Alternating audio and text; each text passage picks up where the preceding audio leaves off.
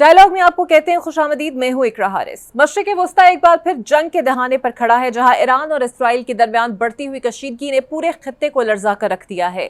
ऐसे में पाकिस्तान जैसे मुल्क के लिए खारजा पॉलिसी में गैर मामूली एहतियात की जरूरत है। ईरान पर इसराइली हमले और इसके रद्द-ए-अमल में ईरान की जवाबी कार्रवाइयां सिर्फ इलाकाई नहीं बल्कि आलमी ताकतों के मफादात को भी चैलेंज कर रही हैं, जिनमें अमरीका, रूस और चीन के किरदार अलग से ज़ेर बहस हैं। पाकिस्तान को इस बिगड़ते हुए मंजरनामे में गैर जानबदार रहते हुए अपने मुफादात का तहफ़्फ़ुज़ करना है, क्योंकि अंदरूनी तौर पर भी मुल्क सियासी इंतशार, बदएतमादी और अवामी बेचैनी से दोचार है। पाकिस्तान के अंदर भी महाजरा यरूज पर है। पीटीआई एक नई तहरीक की बात कर रही है, मगर सवाल यह है कि ये तहरीक कब, कहां और किसकी लीडरशिप में चलाई जाएगी। पार्टी के अंदरूनी इख्तलाफात, अली अमीन गंडापुर जैसे रहनुमाओं के सख्त बयानात और एहतजाजी हिकमत अमली की मुबहिम सूरत हाल पीटीआई की सियासी हिकमत को मजीद उलझा रही है। यहाँ सवाल यह है कि क्या पीटीआई की ये तहरीक माजी से मुख्तलिफ होगी या फिर एक बार बंद गली में जा खड़ी होगी। दूसरी तरफ पीएमएलएन की हुकूमत बजट लेकर आई है जिसे मुतवाज़न कह रही है, मगर अपोजिशन इसे अवाम दुश्मन करार दे रही है। मजदूर की कम अज कम उजरत जूं की तू, जबकि स्पीकर और चेयरमैन सेनेट की तनख्वाहों में 600% इजाफा किया गया है। इस बजट में किसानों के लिए बिजली का डबल झटका है, ग्रीन एनर्जी की हौसला शिकनी है, पेट्रोलियम लेवी भी हद से ज्यादा इजाफा ज़ेरे गौर है।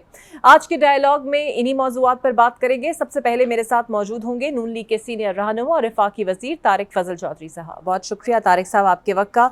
सर, जो कशीदा सूरत हाल चल रही है खत्ते के अंदर और ईरान के ऊपर पे दर पे हमले जो इसराइल ने किए हैं और न्यूक्लियर डेस्टिनेशंस को निशाना बनाना, आपके ख़्याल में ये सिचुएशन कितनी ज़्यादा एस्केलेट हो सकती है और क्या खत्ते में इस पे असरात पाकिस्तान पर भी आ सकते हैं? बिस्मिल्लाहिर्रहमानिर्रहीम। बहुत शुक्रिया, आपने प्रोग्राम में दावत दी। देखिए, सबसे पहली बात तो ये है कि जो ईरान पे इसराइल ने हमले किए हैं, पाकिस्तान ने हर सतह के ऊपर इसको कंडेम किया है और पाकिस्तान की आवाम, पाकिस्तान की गवर्नमेंट वो हर हवाले से ईरान की आवाम के साथ और ईरान की गवर्नमेंट के साथ खड़ी है। देखिए, ये एक खुली जारियत है और इसराइल इस बात को तस्लीम करता है कि मैंने ईरान की जो एयर स्पेस है उसे वायलेट किया है। ये तमाम जो इंटरनेशनल कवानीन है उनकी भी खिलाफ वर्जी है और इस तरह की जारियत जो है इसका किसी मुल्क को भी इजाज़त नहीं दी जा सकती कि वो बिला इश्तियाल किसी दूसरे मुल्क के खिलाफ इस तरह की कोई कार्रवाई करे। तो एक तो इसको हम बिल्कुल कंडेम करते हैं। दूसरी बात यह है कि ये सिर्फ ईरान के खिलाफ कदम नहीं है, बल्कि इस खित्ते में जो अमन है उसके खिलाफ मैं समझता हूँ कि एक बहुत बड़ा स्टेप जो है वो इसराइल ने लिया है और इसके जो असरात हैं वो इस पूरे खित्ते के अमन के ऊपर जो है वो मुरतब होंगे। अभी जो सबसे बड़ा इस खित्ते में आप ये कहें कि क्राइसिस गुजरा है हमनामा के हवाले से, वो पाकिस्तान इंडिया कॉन्फ्लिक्ट रहा है और पाकिस्तान इंडिया कॉन्फ्लिक्ट में बात जो है दोनों जो ममालिक हैं वो न्यूक्लियर मुल्क हैं और जितनी सूरत हाल एस्केलेट हो गई थी उसमें अमेरिका को इंटरवीन करना पड़ा कि एक्चुअली मुल्क हैं पाकिस्तान इंडिया और खुदा न खास्ता सूरत हाल ऐसा तक ना चली जाए कि बहुत ज़्यादा कोई ख़तरनाक सूरत हाल जो है मैं यहीं तक अपने आप को महदूद करूँगा वो पैदा हो।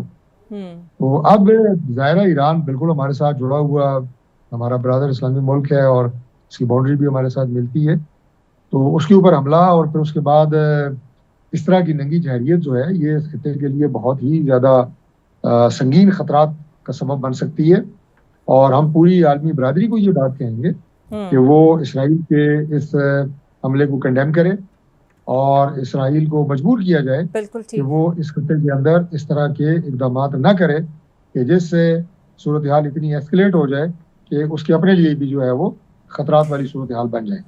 आपको लगता है कि अमेरिका या इसके इत्तेहादी पाकिस्तान पर भी किसी किस्म का आगे जाके दबाव डाल सकते हैं कि वो ईरान के खिलाफ किसी किस्म का कोई मौक़िफ़ ना ले या न्यूट्रल रहे?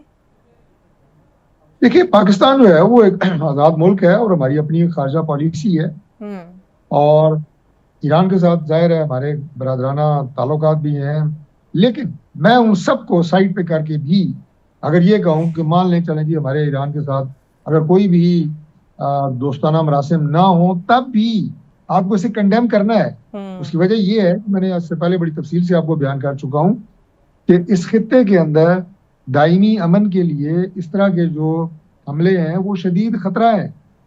इसलिए पाकिस्तान कैसे खामोश रह सकता है कि आपके बिल्कुल एक नेबरिंग कंट्री के अंदर اس طرح کی جو ہے وہ فسطائیت اور جاریت ہو اور آپ جو ہے اس کے اوپر جو ہے وہ بالکل خاموشی اختیار کر کے بیٹھ جائیں. اور جب وہ ملک جو ہے وہ جیسے میں نے پہلے کہا کہ آپ کے ساتھ اس کے تعلقات ایسے ہیں, ہر حوالے سے ہم جو ہیں وہ دوست بھی ہیں, ہمارا برادر اسلامی ملک ہے, تو یہ پاکستان جو ہے اس پہ خاموش نہیں رہ سکتا, نہ ہی اسلامی دنیا کو خاموش رہنا چاہیے. اور اس سے آگے کی بات جو میں نے آپ سے کی ہے کہ میں نے عالمی برادری کی بات کی ہے, کیونکہ جب اس طرح کی کوئی سچویشن پیدا ہوتی ہے تو یہ پوری دنیا کے امن کے لیے خطرہ بن جاتا ہے. یہ صرف کوئی خطے کی بات نہیں ہے, یہ صرف کسی اسلامی ملک کی بات نہیں ہے کہ اسلامی ملک اس پہ بات کریں اور باقی کوئی اس پہ بات نہ کرے.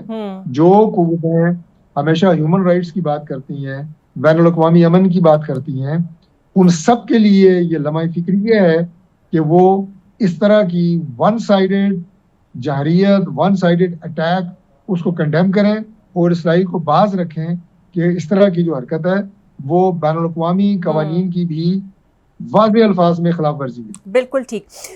سر ملک کی طرف آ جاتے ہیں. ایک طرف تو آپ جانتے ہیں کہ نئے ٹیکسز لگائے گئے ہیں, کچھ کم بھی ہوئے ہیں, اس میں قوت خرید کم بھی ہوئی ہے لوگوں کی, لیکن وزراء معاونین کی تنخواہوں میں اضافہ, پھر بجلی والوں کو سبسڈی دینا, آپ کو لگتا ہے یہ چل کیا رہا ہے؟ کیونکہ اس پر سوال بہت زیادہ اٹھا رہی ہیں آپ کی اپوزیشن جماعتی, اور عوام بھی پریشان ہے.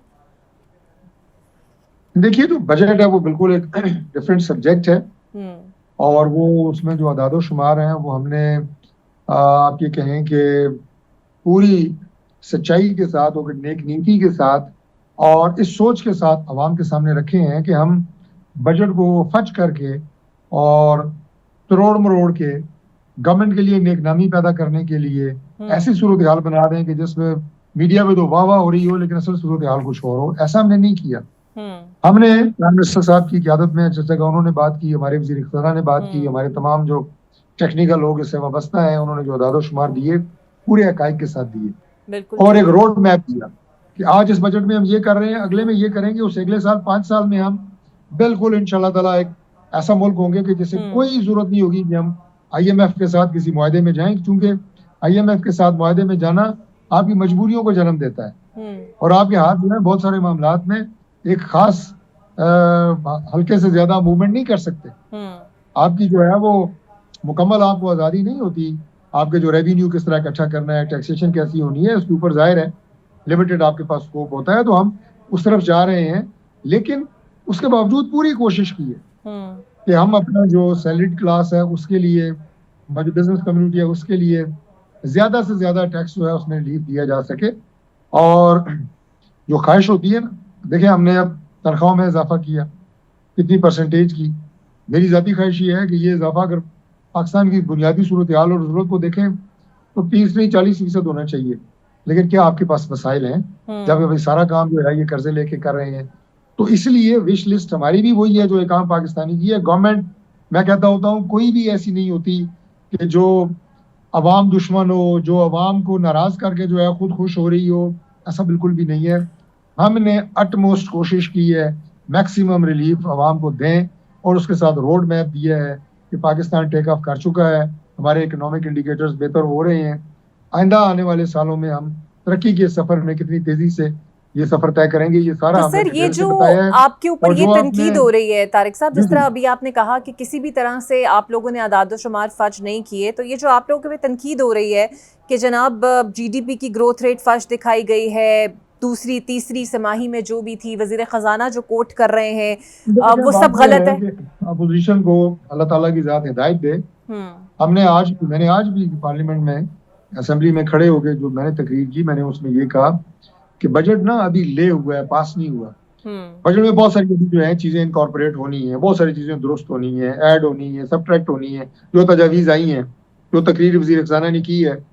تو اپوزیشن کو میں نے کہا کہ آپ اس پہ اپنا مثبت کردار ادا کریں, آپ وہ تجاویز دیں جو جنہیں ہم انکارپوریٹ کریں گے اور خلوص نیت سے کریں گے, جو ہمارے بس میں ہوگا عوام کی بہتری کے لیے ضرور کریں گے. کبھی بھی ہم بغض میں نہیں کہ جناب آپ نے کہا تو ہم اس کو نہیں شامل کریں گے, ہم وہ گورنمنٹ نہیں ہے, ہم آپ کی پازیٹیو تجاویز کو لیں گے. لیکن انہوں نے تنقید برائے تنقید کی تانا زنی اور کوسنے زنی جو ہے نا, یہ ساری تقریر تھی آج جو ہے وہ لیڈر آف دی اپوزیشن کی, اور وہ ایسی روزی پکچر دے رہے تھے کہ ہمارے دور میں یہ تھا. اور عمران خان صاحب نے, ایک میں مثال آپ کو دے دیتا ہوں, انہوں نے جناب کیا کیا کہ جناب جو پاکستان کے جو ہمارے اوورسیز ہیں وہ جو پاکستان کو بھیجتے ہیں ترسیلات زر، وہ اس میں بڑا انہوں نے کہا جناب کہ میں نے سسٹم کو ٹھیک کیا. میں نے کہا اپنا ذرا حافظہ درست رکھیں. عمران خان نے تو منع کیا کہ آپ مت بھیجیں اوورسیز پاکستانیوں کو، میں اپیل کرتا ہوں. لیکن اس کے باوجود ریکارڈ اضافہ ہوا. مارچ میں ابھی 4 بلین سے زیادہ 2025 کی بات کر رہا ہوں جو کہ ریکارڈ ہے. ایک مہینے میں اتنا زیادہ پیسہ آیا ہو، $4 بلین. تو بات یہ ہے کہ وہ تو حقائق سے بالکل ہٹ جاتے ہیں نا. وہ تو اپنے اس میں بغض کا چشمہ پہن کے بجٹ کو دیکھتے ہیں اور وہی تقریر کرتے ہیں. ہم انشاءاللہ تعالیٰ کھلے دل کے ساتھ انہیں آج بھی کل بھی اور باقی بھی عوام میں تقاریر ہو رہی ہیں انشاءاللہ نوٹ کر رہے ہیں. ہمارے جو ایکسپرٹ ہیں وزارت خزانہ کے لوگ ہیں وہ نوٹ کر رہے ہیں. انہیں ہم اچھی باتوں کو ضرور انکارپوریٹ کریں گے. بالکل ٹھیک. اور سر پیپلز پارٹی جو تنقید کر رہی ہے اور کہہ رہی ہے ہم احتجاج بھی کریں گے اور شکوہ کر رہی ہے کہ آپ لوگوں نے ان سے کنسلٹ نہیں کیا، از دیٹ ٹرو کہ ان سے کوئی کنسلٹیشن نہیں ہوئی کیونکہ انہی کی ووٹ سے تو اسے پاس ہونا ہے؟ دیکھیے کنسلٹ بالکل کیا ہے لیکن وہ ہمارے اتحادی ہونے کے ساتھ ساتھ ایک الگ سیاسی جماعت ہیں. ان کی تجاویز کو ہم بہت سنجیدگی سے سن رہے ہیں. پرائم منسٹر ان کے لیے ہر وقت اویلیبل ہوتے ہیں اور اگر مزید کوئی ان کی تجاویز ہوں گی انہیں انکارپوریٹ کریں گے. پاکستان کی تاریخ میں پہلی دفعہ بجٹ جو standing committee of the national assembly ہے اس میں پریزنٹ ہوا ہے اور اس کے جو چیئرمین ہیں وہ نوید قمر صاحب ہیں، پاکستان پیپلز پارٹی کے اسٹالوارٹ جو وزیر خزانہ خود رہ چکے ہیں. تو لہٰذا یہ وہاں سے تھریش آؤٹ ہو کے دوبارہ اسمبلی میں آئے گا. اس میں جو ہے وہ کلاس بائی کلاس ڈسکس ہو رہا ہے بجٹ. بالکل کیسے کوئی کہہ سکتا ہے کہ ہم جو ہے اس کو بند کتاب کو لا کے اس کو پاس کرا کے لے جائیں گے؟ ایسا نہیں ہے. ایک ایک چیز جو ہے تھارو بریڈ ڈسکشن کے بعد دوبارہ آئے گی. اور اس پہ جو اسٹینڈنگ کمیٹی کی میں نے بات کی ہے تو اس میں نمائندگی تمام سیاسی جماعتوں کی وہاں پہ ہے اور وہ اپنی رائے اس میں دے رہے ہیں.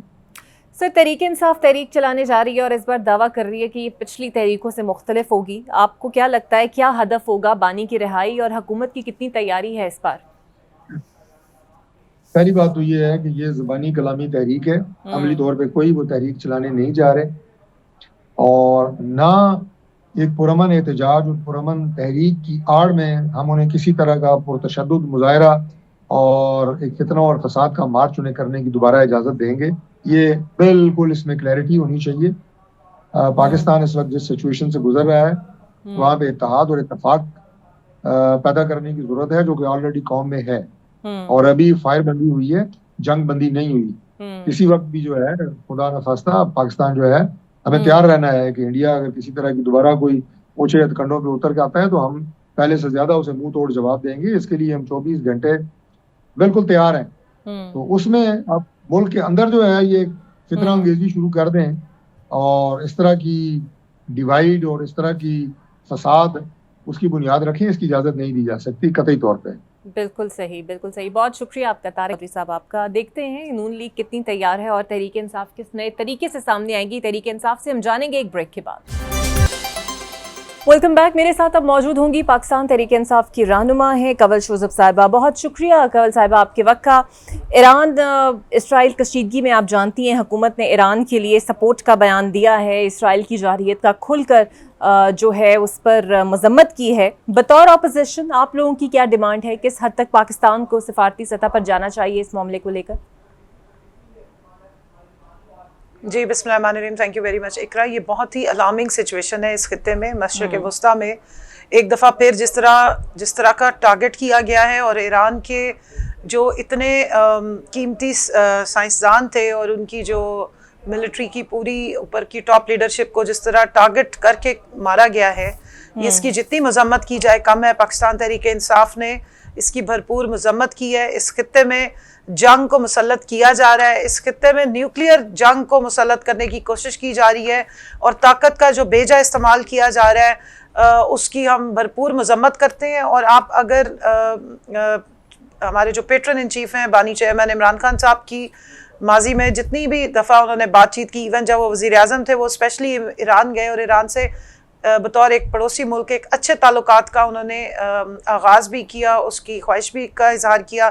اسی طرح انہوں نے اس ریجن کے ہر جو ہمارے پڑوسی ممالک ہیں ان کے ساتھ ایک اچھے تعلقات کی بات کی. اب دیکھیں ابھی بھی جو ریسنٹلی معاملہ ہوا انڈیا کا بھی، وہ بالکل اسی پیٹرن پہ انڈیا جس طرح اسرائیل کر رہا ہے اس کو کاپی کرتا رہا اور پاکستان پہ انہوں نے ٹارگیٹڈ میزائلز اٹیک کیے. تو جس بھی جگہ پر طاقت کا اس طرح سے بیجا استعمال ہوگا, ہتھیاروں کا بیجا استعمال ہوگا, اور لوگوں کو ٹارگٹ کر کے دوسرے ملکوں کی جو سوورینٹی ہے اس کو بریچ کر کے وہاں پر کلنگز کی جائیں گی, اس کی پاکستان بالکل بھرپور مذمت کرے گا. یہ UN چارٹر کے خلاف ہے, یہ جو ہیومینیٹیرین گراؤنڈز ہیں یا جو بھی دنیا کی آپ دیکھ لیں جتنے بھی ایکارڈز وغیرہ ہیں اس کے بالکل یہ خلاف ہے. اور ظاہر ہے ہم اس پہ بالکل جو حکومت کا موقف ہے اس کی تائید کرتے ہیں اور سمجھتے ہیں کہ اس سے زیادہ سخت موقف جانا چاہیے. بالکل ٹھیک ہے. کچھ ملکی معاملات کی طرف آتے ہیں کنول. حالیہ وفاقی بجٹ کو کیسے دیکھتے ہیں اور آپ کی نظر میں اس بجٹ کا سب سے تکلیف دہ پہلو کون سا ہے؟ عوام دوست سمجھتی ہیں, IMF کا بجٹ آپ لوگ سمجھتے ہیں, یا پھر اب PTI اس پر کیا حکمت عملی اپنائے گی اگر لگتا ہے PTI کو کہ یہ بجٹ کسی بھی طرح سیوٹیبل نہیں ہے؟ دیکھیے آپ نے سارے بڑے اچھے پہلو پوچھے, میں ایک مضحکہ خیز پہلو بتا دیتی ہوں. جو فائنانس منسٹر بنائے گئے ہیں مسٹر اورنگزیب, انہوں نے مئی کی ایک ڈیٹ ہے میرا خیال ہے 7-8 مئی ہوگی, اس پہ کہا کہ پاکستانی جو فائنینشیل کنڈیشن ہے, اکانومی ہے, وہ بڑی زبردست ہو گئی ہے, ہر چیز بہترین ہے, پاکستان تو بہت ترقی کر رہا ہے, ہم انڈیپینڈنٹ ہیں اور ہمارے معاملات بالکل سیدھے ہیں.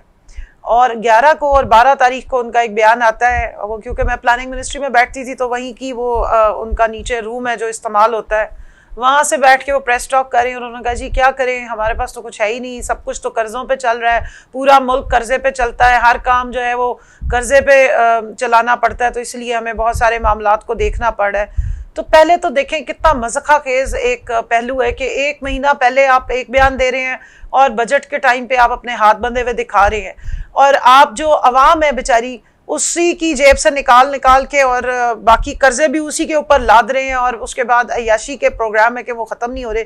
پنجاب کا میں نے دیکھا تو مجھے بس اتنا میں کہوں گی, ہر چیز کا نام آپ نے اگر اپنے خاندان پہ ہی رکھنے, آپ پنجاب کا نام بھی بدل دیں, بس اب یہی بدلنا رہ گیا ہے. باقی تو سارا بجٹ جو ہے وہ گھر سے گھر تک کی کہانی بچپن میں ہم پڑھا کرتے تھے اپنے اسکول کالج کے ٹائم پہ, تو گھر سے گھر تک والا ڈرامہ زیادہ نظر آ رہا ہے. اور اورنگزیب صاحب کی میں سمجھتی ہوں ان کی جو یہ والے معاملات تھے یہ بڑے ہی عجیب طریقے سے نظر آئے. اور آپ نے دیکھے, میں نہیں, آپ کے جو بجٹ کو دیکھنے والے بہت سارے صحافی ہیں جو ویجیلنٹ ہیں, جو باتوں کو سمجھتے ہیں, شہباز رانا صاحب ہو گئے اور بہت سارے, یہ بیٹ کرتے ہیں, یہ ہماری پلاننگ منسٹری کو, فائنانس منسٹری کو کور کرتے ہیں, ان کے سوالوں کے جواب نہیں وہ دے سک رہے تھے.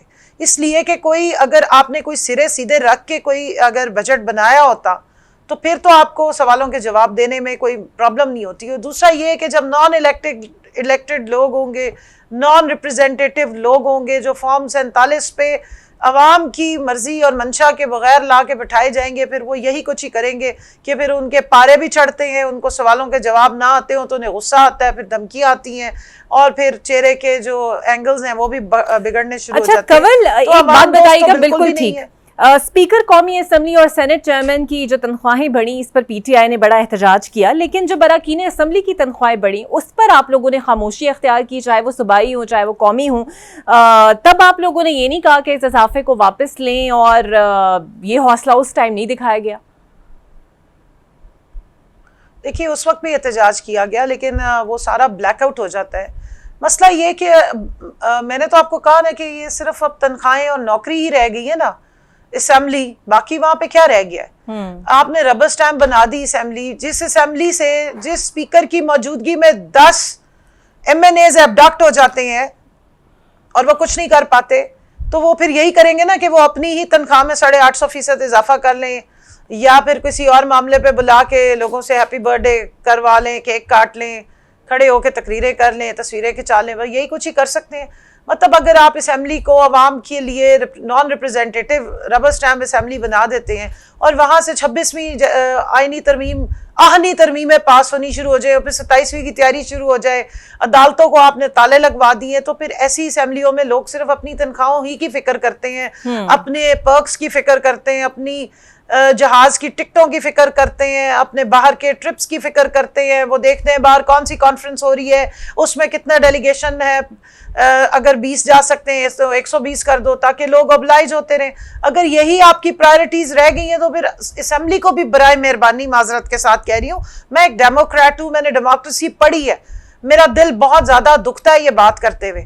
لیکن معذرت کے ساتھ کہہ رہی ہوں کہ پھر ایسی اسمبلی کھول کے آپ الٹا جمہوریت کا سیاست کی توہین کر رہے ہیں, پھر اس کو آپ تالا ہی لگا دیں تو بہتر ہے, لوگ آپ کی طرف دیکھنا تو بند کر دیں. آپ ایک میں سمجھتی ہوں کہ اس وقت سب سے امپورٹنٹ اگر کوئی بلڈنگ ہے نا تو وہ پریس کلب ہے.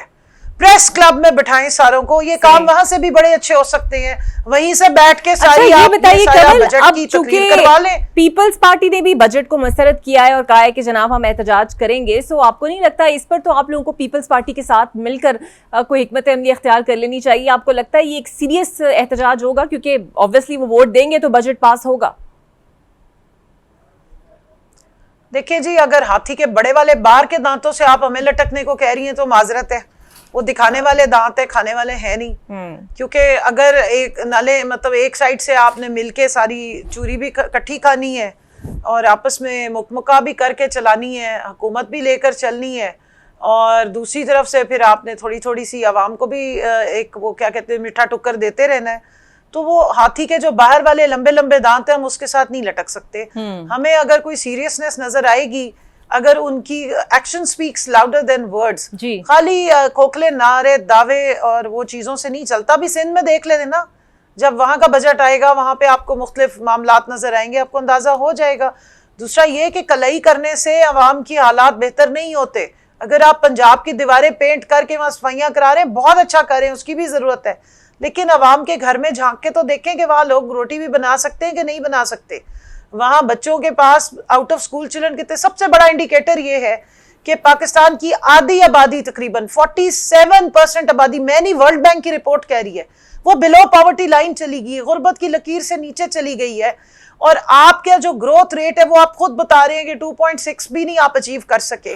ایسے حالات میں آپ مجھے بتائیں, آپ کہتے ہیں مہنگائی بھی ختم ہو گئی, اور آپ لوگ جو 150 روپے کا چکن ملتا تھا وہ 1250 روپے کا بھی نہیں مل رہا. اور کنول آپ لوگ جو تحریک چلانے کی بات کر رہے ہیں 300 روپے میں خریدتے تھے وہ 600 میں نہیں ملتی. یہ فیکٹس ہیں جو آپ چلا رہی ہیں, نہیں ملتا, یہ فیکٹس ہیں جو آپ بتا رہی ہیں, اور obviously اس میں تو کوئی گوشت آپ دیکھ لیں.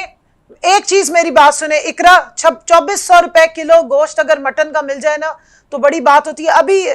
ابھی قربانی کی عید گزری, یقین مان لیں 1 لاکھ روپے سے بکرے شروع ہو رہے تھے. مجھے تو چکر آ گئے جس وقت میں نے جا کے, مٹن تو دور ہے, فی الحال تو دال بھی میرا خیال ہے عوام کے لیے لینا مشکل ہے. اچھا کنول, یہ بتا دیجئے, آپ لوگ مسلسل تحریک چلانے کی بات کر رہے ہیں, یہ تحریک کب چلے گی, کون اس کو لیڈ کرے گا, لاحمل کیا ہوگا, اور اب تک چلی کیوں نہیں یہ تحریک؟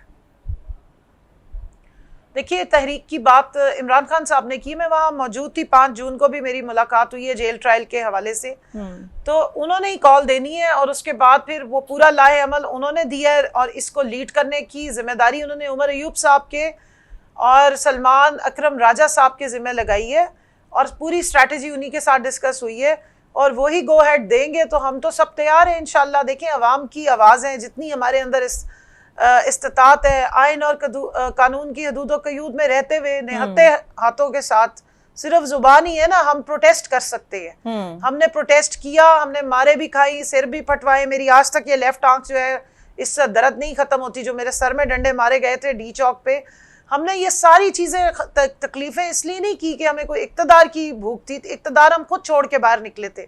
صرف یہی حالات ہے. دیکھ لیں پاکستان کے کیا حالات ہو گئے. جب آپ آنگن ہی ٹیڑھا کر دیں گے تو جتنا مرضی ناچ لیں وہ ٹیڑھا ہی رہے گا. بالکل ٹھیک, آنگن سیدھا کرنے اور کی جب آپ لوگ مسلسل ایک بات کر رہے ہیں کہ اس دفعہ کچھ ہم نیا اور مختلف کریں گے جس کا ہدف صرف ایک ہوگا اور ہوگا بانی پی ٹی آئی کی رہائی, مذاکرات آپ لوگ کرنا نہیں چاہتے, اسٹیبلشمنٹ کے ساتھ, اسٹیبلشمنٹ آپ کے ساتھ بیٹھنا نہیں چاہتی, حکومت کے ساتھ آپ بیٹھنا نہیں چاہتے, تو وہ نیا طریقہ کون سا ہوگا؟ بیکاز جس طرح آپ کے ورکرز کنفیوز ہیں, ہم لوگ بھی کنفیوز ہیں کہ آخر وہ نیا اور مختلف کیا چیز ہو سکتی ہے.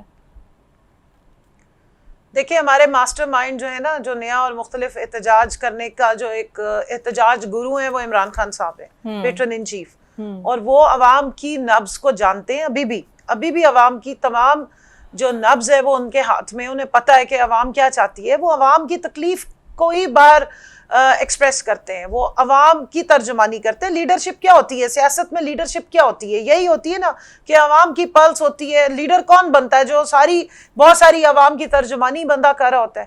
سو وہی بات وہ کریں گے جو عوام کے دل کے قریب ہوگی. کنول مجھے یہ بتا دیجئے, علی امین گنڈاپور صاحب ہتھیار اٹھانے کی بات کر رہے ہیں, اوبویسلی عوام کے نمائندے ایک ریاست کے ریپرزنٹیٹیو ہیں, آپ کو نہیں لگتا کہ یہ بات آپ لوگوں کے حق میں جائے گی کہ ریاست کے خلاف ہتھیار اٹھانا نہ تو کسی طرح قابل قبول ہے اور نہ ہی صوبے کے وزیر اعلیٰ کے منہ سے ایسی بات مناسب لگتی ہے؟ دیکھیے اس کا پورا کانٹیکسٹ ہے نا, وہ 26 نومبر کو ریفر کر رہی ہیں, جس دن سنائپر شاٹس ماری گئیں, لوگوں کی کمر میں گولیاں لگیں, سر میں گولیاں لگیں, ایک جاہریت کا مظاہرہ کیا گیا نہتی عوام پہ, اور آئین آپ کو اور قانون آپ کو حق دیتا ہے کہ آپ پروٹیسٹ پیسفل کر سکتے ہیں. اگر اس وقت ان لوگوں نے ہتھیار اٹھائے ہوئے ہوتے تو پھر ریاست بالکل جواب دیتی, ہم بالکل ریاست کو بلیم نہیں کرتے, لیکن نہتے لوگوں کے اوپر جب فائرنگ کی گئی تو اس کے جواب میں انہوں نے کہا کہ اگر اب اس طرح کا کوئی معاملہ ہوا تو سیلف ڈیفنس کا اختیار آپ کے آئین نے آپ کو دیا ہے. وہ سیلف ڈیفنس کی بات کر رہے ہیں, وہ ریاست کے اوپر چڑھائی کرنے کی بات نہیں کر رہے, اور نہ ہی ریاست کے اوپر کبھی بھی ہماری جماعت نے, پی ٹی آئی نے کبھی بھی آرمڈ موومنٹ کی کبھی بات کی ہے. ہمارے لیڈر نے ہمیشہ پیسفل موومنٹ کی بات کی ہے, وہ تو پیس کا ایک استعارہ ہے, پوری دنیا میں وہ پیس کی بات کرتے رہے ہیں, ایون اپنے پڑوسی ممالک سے, انڈیا کے ساتھ, باقی ممالک کے ساتھ پیس کی ہمیشہ بات کی ہے, پیس ٹاکس کو فیسیلیٹیٹ کرنے کی بات کی ہے.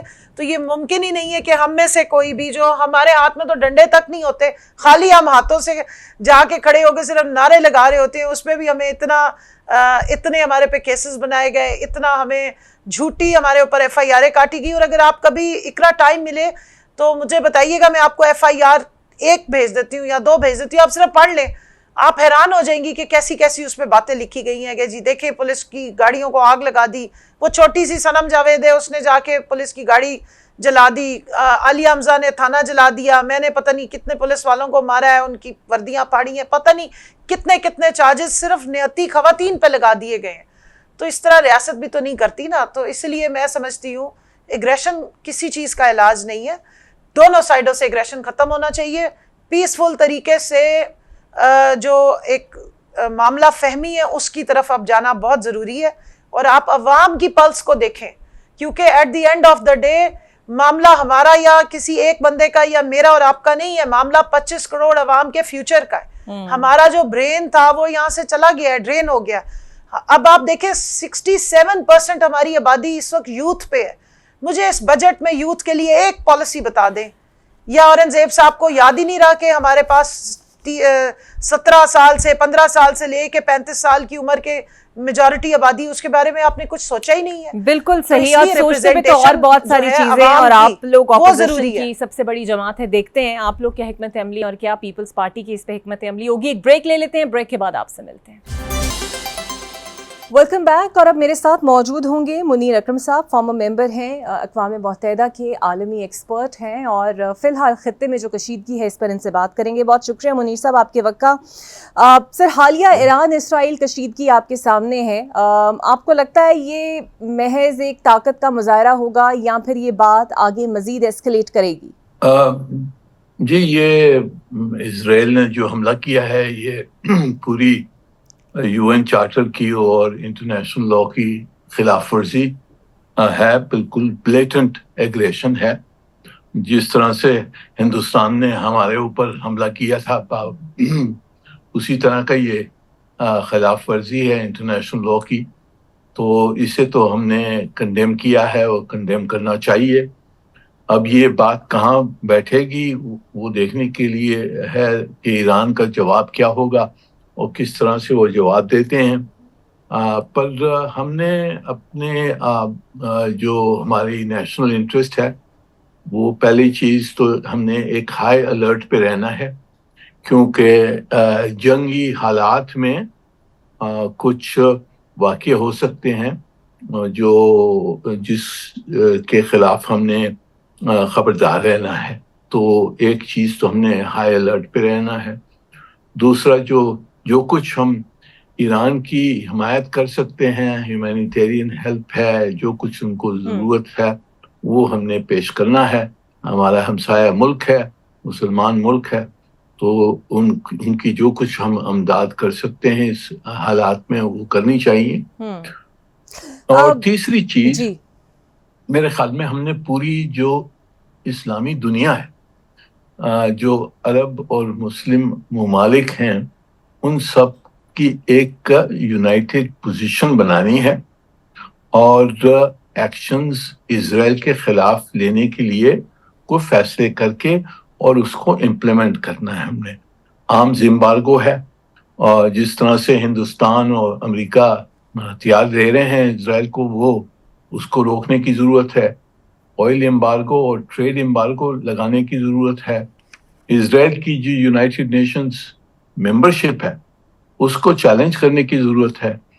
اور جو یہ اسرائیلی لیڈرشپ ہے جنہوں نے بہت خلاف ورزی کی ہیں غزہ میں، باقی خطے میں، اب ایران کے خلاف، تو ان کو بھی کہاں سے اکاؤنٹیبلٹی کی ایک ہم نے میکنزم بنانا ہے جہاں ان کی اکاؤنٹیبلٹی ہو یہ خلاف ورزی اور وار کرائمز کے خلاف.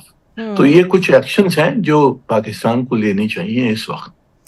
سر آپ کو نہیں لگتا کہ ایران کو تھوڑا سا اس بات پہ کنٹمپلیٹ کرنے کی ضرورت ہے کہ اتنے پریسیجن اٹیکس اور کہاں کہاں پہ یہ تنصیبات ہیں، کیا کچھ ہو رہا ہے، کیونکہ ایران کے جوہری مراکز پر حملے کافی سنگین ہیں. ایران کو یہ دیکھنا ہوگا کہ ان کے اپنے اسٹرکچر اور سسٹم کے اندر کتنے لوپ ہولز موجود ہیں، کیونکہ اگر دفاعی صلاحیت کی حوالے سے بات کریں تو آبویسلی ایران اور اسرائیل میں بہت فرق ہے. جی بالکل. ایران کو نیچرلی میرے خیال میں ان کو کافی جانچنا پڑے گا کہ ان کی سسٹم میں کیا کمزوریاں ہیں جس کی وجہ سے اتنی ٹارگیٹڈ اٹیکس انہوں نے جو کی ہیں اسرائیل نے ان کی کمانڈ جو لیڈرشپ کے خلاف، جو ملٹری لیڈرشپ ہے اس کو تباہ کیا ہے. تو ایران کو یہ سوچنا پڑے گا اور وہ obviously وہ کر رہے ہوں گے کہ ان کے اندرونی کیا کمزوریاں ہیں جس کی وجہ سے اسرائیل نے یہ فائدہ اٹھایا ہے. پر جو بڑی بات یہ ہے کہ یہ لیڈرشپ کو ڈیکیپیٹیٹ کرنے کے باوجود ایران کو اس سے زیادہ فرق نہیں پڑے گا، کیونکہ ملٹری لیڈرشپ ہے اس میں نیچرلی جو سبارڈینیٹس ہیں وہ ان کو ایلیویٹ کیا جائے گا. وہ کمانڈ یہ ایسے کوئی یعنی گروپ تو نہیں ہے، ایک پوری ملٹری لیڈرشپ ہے، تو اس میں تو ریپلیسمنٹ آ جائیں گی. پر جو بڑی بات یہ ہے کہ اب ایران کو دیکھنا ہوگا کہ اپنی دفاع کس طرح سے کرے اور اس میں کیا کمزوریاں ہیں جس کو انہوں نے دیکھنا ہوگا. اور پاکستان نے تو ایک پوری ایکسپریشن کرنی ہے کہ ہماری حمایت ایران کے ساتھ بھرپور ہے اس وقت. اور آپ کو لگتا ہے یہ کسی ایجنڈے کا یا کوئی جیو پولیٹیکل پلان ہو سکتا ہے؟ اور اتحادیوں کا کردار آپ کیسے دیکھتے ہیں؟ بیکاز ایک طرف امریکہ مذاکرات کی بات بھی کرتا ہے، لیکن اس حملے کے بعد لگتا نہیں ہے کہ وہ بھی مذاکرات میں سنجیدہ تھا، یا صرف مقصد یہ تھا کہ ایران کو پیچھے دھکیلا جائے؟ جی میرے خیال میں یہ جو حملہ ہوا ہے یہ پرائم منسٹر نیتن یاہو کا پرائیورٹی ہے. یہ جو ایکسٹریمسٹ لیڈرشپ ہے اسرائیل میں وہ نہیں چاہتی ہے کہ اس خطے میں کوئی امن ہو، کیونکہ اگر امن ہوتا ہے تو اس میں پھر اس کے پاس گنجائش نہیں ہوگی یہ جنگ چلانے کے لیے غزہ میں اور پورے خطے میں. اور ان کو یہ ضرورت ہے کہ جنگ جاری رہے، کیونکہ اگر جب جنگ بند ہوگی تو پرائم منسٹر نیتن یاہو نکالے جائیں گے. ان کے خلاف بہت ساری لیگل کیسز ہیں، وہاں پولیٹیکل اپوزیشن ہے. تو جیسی جنگ اگر بند ہوتی ہے خطے میں تو نیتن یاہو صاحب شاید اپنا عہدہ ہار جائیں. تو اس لیے انہوں نے جنگ جاری رکھنی ہے، اور انہوں نے میرے خیال میں جو ٹرمپ صاحب کی جو خواہش تھی کہ کوئی ڈیل ہو جائے اس کے خلاف بھی انہوں نے پری ایمپٹیو ایکشن لیا ہے. بالکل صحیح. اور آپ جانتے ہیں سر، گزشتہ روز ٹرمپ کی طرف سے ایک بار پھر بڑے زوردار طریقے سے کشمیری موقف کی حمایت کی گئی اور کہا گیا کہ یہ مسئلہ اب دونوں ممالک کو حل کرنا پڑے گا، انڈیا اور پاکستان. تو جہاں پر ٹرمپ اتنے معترف اور پاکستان کے لیے فی الحال ایک سافٹ اینگل ہمیں نظر آتا ہے، آپ کو لگتا ہے اس ایران اسرائیل معاملے کو لے کر پاکستان پر وہ کچھ دباؤ ڈال سکتا ہے کہ وہ ایران کے خلاف یا ایران کے لیے کوئی موقف یا نیوٹرل رہے؟ جی میرے خیال میں پوری دنیا کو معلوم ہے کہ پاکستان ایران کے خلاف کچھ نہیں کرے گا. ہماری قوم کی جو قوت ہے اور وہ اپنی جگہ پر ظاہر ہو گئی ہے، اور پوری دنیا کو یہ نظر آ رہا ہے کہ پاکستان کس کے دباؤ میں نہیں آئے گا۔ تو میرے خیال میں یہ کوئی بڑی کیلکولیشن اس طرف ان کی نہیں ہے، یہ اسرائیل کی کیلکولیشن ہے، نیتن یاہو کی کیلکولیشن ہے کہ جنگ جاری رہے، اور اس کی وجہ سے یہ واقعہ ہوا ہے۔ اب ہم نے اس کو دیکھنا ہے کہ یہ جنگ پھیل نہ جائے، یعنی کہ ہمارے خطے میں، گلف میں وہاں نہ پھیل جائے، اور اس وجہ سے یہ ضروری ہے کہ جو عرب ممالک ہیں گلف میں وہ بھی ایران کی اس وقت حمایت کریں، اور پوری اسلامی دنیا میں ایک یونٹی بنا کر اور ایک یونائٹڈ سٹینڈ لیں اس ایگریشن کے خلاف۔ بالکل ٹھیک ہے۔ اور آپ کو لگتا ہے کہ اس پوری صورتحال میں اوبویسلی امریکہ ایران پر اگر مزید پابندیاں بڑھاتا ہے تو ہمارا شاید بارٹر ٹریڈ اور گیس پائپ لائن کا منصوبہ اور بھی جتنے ہمارے منصوبے ہیں وہ زیر تاب آ سکتے ہیں؟ کیا مزید اثرات آپ دیکھ رہے ہیں تجارتی حوالے سے جس سے پاکستان زیر اثر جس کے آ سکتا ہے؟ یہ دیکھیں، اگر امریکہ اور ایران کی کوئی سمجھوتا ہو جاتا ہے، اب اس واقعہ کے بعد وہ بھی مشکل ہو گیا ہے، کیونکہ یہ جنگ پہلے جاری رہے گی، اس کے بعد میں دیکھا جائے گا کہ کہاں آ کے بات بیٹھتی ہے۔ پر اگر امن ہو جاتا ہے اور کوئی صلح ہو جاتا ہے اور ایران کے اوپر جو سینکشنز لگی ہیں وہ ہٹائی جاتی ہیں، تو اس میں پاکستان کا بھی فائدہ ہے، کیونکہ ہماری تجارت، جو آئل سپلائی، گیس سپلائی، یہ سب ایران سے بھی ہو سکتا ہے۔ تو اس لیے ہمارے تو حق میں ہے کہ کچھ امن ہو اور کچھ یہ جو مذاکرات چل رہی تھی وہ سکسیسفل ہوں، پر ابھی مشکل آ گئی ہے اس حملے کی وجہ سے۔ اوبویسلی سر، آپ چونکہ باہر بھی موجود ہیں، بلاول بھٹو زرداری اور اس وفد جو کہ مختلف ممالک کا دورہ کیا، جس میں امریکہ بھی تھا، لندن بھی تھا، اور اس کے بعد یورپی ممالک میں بھی وہ گئے، بہت ہی بہترین طریقے سے پاکستان اور انڈیا کا مسئلہ تو ہائی لائٹ کیا، لیکن اگر اب یہ خطہ وسیع جنگ کی طرف جاتا ہے تو پاکستان کو کس قسم کی سفارتی پوزیشن آپ سمجھتے ہیں اب لینے کی ضرورت پڑ سکتی ہے؟ سفارتی پوزیشن تو ہم نے جو ہندوستان کے خلاف جو ہماری یہ جو 4 دنوں کی جنگ ہوئی ہے، اس میں تو ہم نے بہت اچھے طریقے سے اپنا موضوع پیش کیا ہے، اور ہمارا کیس بہت اچھی طرح سے پیش کیا گیا، پر اب ہم نے یہ دیکھنا ہے کہ اس جنگ جو اسرائیل نے ابھی ایران پہ جو حملہ کیا ہے، اس کے امکان ہیں ان کو کس طرح سے تھاما جائے، یہ جنگ پھیل نہیں جائے، اور اس میں کیونکہ بہت خوفناک قسم کی امکان ہو سکتی ہیں اگر یہ جنگ پھیل جائے، اور اگر عرب ممالک ان میں شامل ہو جائیں تو بہت مشکل ہو جائے گی۔ تو ہم نے یہ دیکھنا ہے کہ اس جنگ کو تھاما رکھے، اسرائیل جو ایران کا ہم جو کچھ حمایت کر سکتے ہیں وہ کریں، پر اس جنگ یہ پھیل نہ جائے، اور اسلامی دنیا میں اکائی کی بہت ضرورت ہے اس وقت۔ بالکل صحیح، اور یہ تو ہم جانتے ہیں کہ بھارت اور اسرائیل کے جو ٹائز ہیں وہ کافی مضبوط ہیں، اور ہم یہ بھی آگے جا کے دیکھ سکتے ہیں کہ اگر یہ معاملہ ایسکلیٹ کرتا ہے تو پھر اوبویسلی ہر طرح کی لاجسٹک یا ہر طرح کی سپورٹ بھارت اسرائیل کو دے گا اس معاملے میں۔ جی، اسی لیے میرے خیال میں ایک ہمارا جو پہلو وہ یہی ہونا چاہیے کہ جو ہتھیار دیے جا رہے ہیں اسرائیل کو، ہتھیار دیے جا رہے ہیں یا ایک تو امریکہ سے آتے ہیں، پر ہندوستان بھی ان کو ہتھیار دے رہا ہے، اور ان کی ڈیفنس کوآپریشن جو ہے اسرائیل اور ہندوستان کی، اس کو ایکسپوز کرنے کی ضرورت ہے، اور ہندوستان پہ عرب دنیا سے پریشر ڈلوانا ہے کہ جو اسرائیل کی وہ حمایت کر رہا ہے، جو ان کو ہتھیار دے رہا ہے، وہ بند کیا جائے۔ اور سر، کہیں نہ کہیں خلیجی ممالک کی خاموشی یا پھر سفارت حکمت عملی جو ایران کے معاملے کو لے کر ہے، اس کو آپ کیسے دیکھتے ہیں؟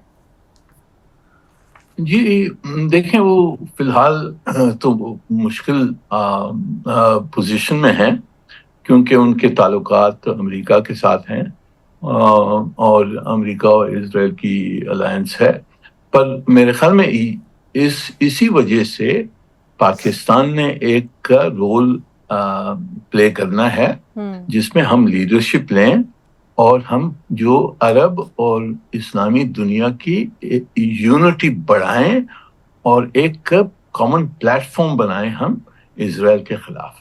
बिल्कुल सही, बहुत शुक्रिया आपका। मुनीर अकरम बैनुल-अक़वामी अमूर के माहिर मेरे साथ मौजूद थे। देखते हैं आइंदा आने वाले दिनों में ये सिचुएशन मज़ीद एस्केलेट करती है या कुछ ना कुछ थमेगी।